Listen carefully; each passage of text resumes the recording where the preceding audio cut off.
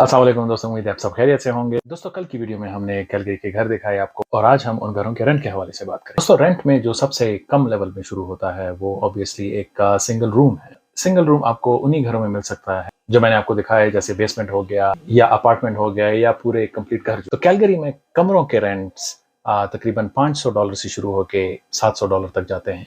अब इसमें आपको चीपर रूम्स भी मिल सकते हैं, यानी बेसमेंट में आपको चीपर रूम मिल जाएंगे 300-400 तक, लेकिन अभी रेंट्स थोड़े से ऊपर चले गए हैं। 500 में आपको एक एवरेज रूम मिलेगा और तकरीबन 700 में आपको एक हायर एंड रूम मिलेगा। और ये इस बात पे भी डिपेंड करता है कि आपकी रेजिडेंस कहाँ पे है। कोई पुराना घर या पुराने इलाके में कोई कमरा मिलता है तो वो थोड़ा सा चीपर रहेगा। अगर आपको डाउनटाउन की तरफ ये रूम मिलता है या कहीं किसी साउथ ईस्ट वगैरह या साउथ वेस्ट के जहाँ पे महंगे इलाके हैं तो वहाँ पे रूम थोड़े से महंगे होते हैं। ज्यादातर जो स्टूडेंट्स हैं वो यूनिवर्सिटी के करीब के जो इलाके हैं, जैसे वार्सिटी हो गया, वहाँ पे रहना पसंद करेंगे ताकि वो यूनिवर्सिटी के करीब ही, तो वहाँ पे रूम्स थोड़े से महंगे हो, लेकिन रेंज तकरीबन यही 500 से लेकर 700 तक रहती है। और आपको वॉशरूम शायद फिर शेयर करना पड़ता है। ये भी हो सकता है कि आपको अपार्टमेंट में एक शेयर करके एक रूम आपको मिल जाए, जो अगर 2 बेडरूम 2 बाथरूम अपार्टमेंट हो तो आपका अपना ही बाथरूम होता है। जो दूसरा लेवल है वो बेसमेंट है, जो फुली अंडरग्राउंड होता है। वो रिलेटिवली चीप रहता है। उसकी प्राइसेस तकरीबन 700 से लेके अराउंड 1100 तक आपको बेसमेंट मिल जाता है, जो नॉर्मली 1.5 या 2 बेडरूम होता है और उसमें एक फुल बाथरूम और किचन साइड में होता है, एक लाउंज भी होता है। पार्किंग आपको उसमें नहीं मिलती और वंस अगेन डिपेंड करता है कि वो किस एरिया में है। अगर पुराना घर है तो उसमें आपको चीपर मिल जाएगा और अगर अच्छा और महंगा घर है तो उसमें वो थोड़ा सा महंगा होगा। दोस्तों, बेसमेंट में रहने में आपको यूटिलिटीज शेयर करनी पड़ती है। तो जो लोग ऊपर रहते हो या मालिक मकान अगर ऊपर रहता हो तो वो 70% जो जितनी भी यूटिलिटीज हैं वो उनको वो कवर करता है, और जो 30% है या 35 है या 40% तो वो आपको कवर करना पड़ता है। तो ये एक एडिशनल चार्जेस होते हैं। फुली अंडरग्राउंड बेसमेंट के बाद वॉकआउट बेसमेंट आता है, जो पुराने बेसमेंट से थोड़ा सा महंगा रहता है। वो 1000 से ऊपर ही रहता है, 1000, 1100, 1200 तक का, बल्कि 1400 के वॉकआउट बेसमेंट्स भी हैं, क्योंकि वो ऑलमोस्ट 2 बेडरूम अपार्टमेंट जैसे स्वीट्स ही कंसिडर होते हैं। लेकिन बाकी उनका सिस्टम वही रहता है कि आपको या तो यूटिलिटीज शेयर करनी पड़ती हैं, और अगर आपको यूटिलिटीज उसमें इंक्लूडेड हैं तो फिर डेफिनेटली उसकी प्राइसेस हाई होंगी, और पार्किंग उसमें भी आपको नहीं मिलती। इसके बाद अपार्टमेंट्स की बारी आती है। अपार्टमेंट्स पहले थोड़े से चीप रहते थे, तो जो 1 बेडरूम अपार्टमेंट है वो आपको इजीली 800, 900 या 1000 में मिल जाता था। 2 बेडरूम आपको तकरीबन 1200 का मिल जाता था। अभी 1 बेडरूम अपार्टमेंट 1200 में चले गए, और 2 बेडरूम अपार्टमेंट अगर बहुत भी चीप हो तो वो 1500 से कम आपको नहीं मिलता। ये मैं उन इलाकों की बात कर रहा हूँ जो रीजनेबल हैं, जो अफोर्डेबल हैं।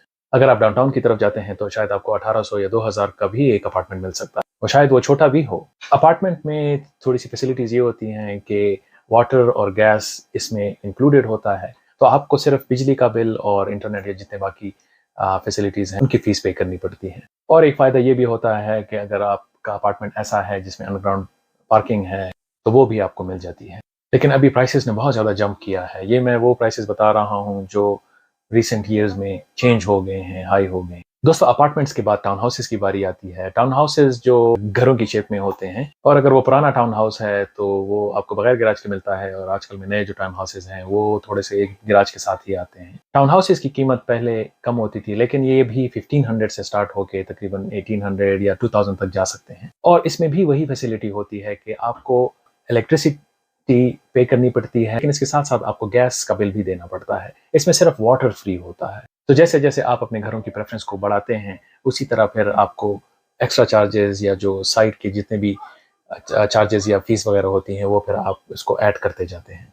टाउन हाउसेस के बाद सेपरेट होम्स की बारी आती है। वो घर जिनमें या तो गैराज होता है या गैराज बेसिकली नहीं होता, रिलेटिवली वो थोड़े से फ्रंट गैराज या सिंगल फैमिली घरों से थोड़े से छोटे होते हैं, और उनकी प्राइसेस भी तकरीबन 1800 से स्टार्ट होती है और 2100 तक पहुंचती है। लेकिन सेपरेट हाउसेस के सारे बिल आप लोगों को खुद पे करने पड़ते हैं। तो अगर आप 1800 में आपका घर मिल भी नहीं जाता है या 1500 तक भी आपको अगर मिल गया, तो इसके साथ साथ आपको 300-400 जो वाटर, इलेक्ट्रिसिटी और गैस की जो बिल्स हैं तो वो साथ में ऐड करने पड़ते हैं, और ये विंटर्स में फिर और भी ज़्यादा हो जाते हैं। कभी कभार 500-600 तक ये बिल्स ऊपर चले जाते हैं। और सबसे आखिर में जो सबसे बड़े घर हैं, जो फ्रंट गैराज या सिंगल फैमिली के जो घर हैं वो मिलते हैं। वो तो ऑब्वियसली आपको 1800 से कम का नहीं मिलता है, वो 2200 तक जाता है, और अगर वो थोड़े से महंगे हों तो वो 2500 तक भी चले जाते हैं।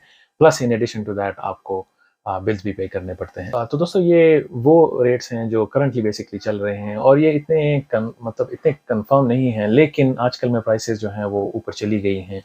तो जो घर पहले 1200 का मिलता था वो डेफिनेटली अभी 1500 का हो गया है। जो 1500 का पहले मिलता था वो अभी 1800 का हो गया है।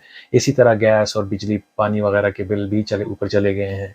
इन एडिशन टू दैट अगर आपके घर में फिर इंटरनेट है तो ज़ाहिर बात है फिर उसकी प्राइसें भी तो अब थोड़ी सी तो खैर उसी तरह है, लेकिन वो भी थोड़ी बहुत करके ऊपर चली गई हैं और इसी तरह ग्रोसरी वगैरह भी ऊपर चली गई है। फिर आपके पास गाड़ी होती है, गैस और ये सब कुछ मिल मिला के आपको जितने पैसे दरकार होते हैं आप फिर उसी हिसाब से चलते हैं, उसी के मुताबिक आप फिर प्लानिंग करते हैं।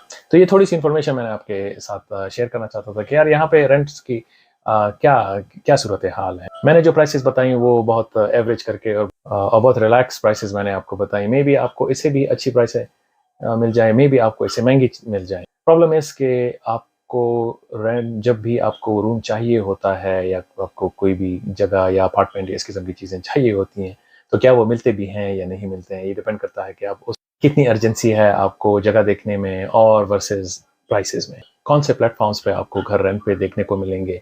तो वो बहुत पहले किजीजी था, अभी भी वो एक्टिव ही है, लेकिन rentfaster.ca जो है वो ज़्यादा एक्टिव है। और इसी तरह रेफरेंसेस पे या आप किसी विदेशी दुकानों में जाते हैं तो वहाँ पे नोट्स लगे होते हैं, फिर लोग उन्हीं को कॉन्टैक्ट करते हैं। तो दोस्तों ये थोड़ी बहुत इन्फॉर्मेशन थी जो मैं आप लोगों के साथ शेयर करना चाहता था। अगली दफ़ा हम इनकम के हवाले से थोड़ी सी बात करेंगे कि अगर इस तरह के रेंट्स हैं और ये हालात हैं तो फिर किस किस्म की इनकम होनी चाहिए कि वो इस चीज़ को फैसिलिटेट करे।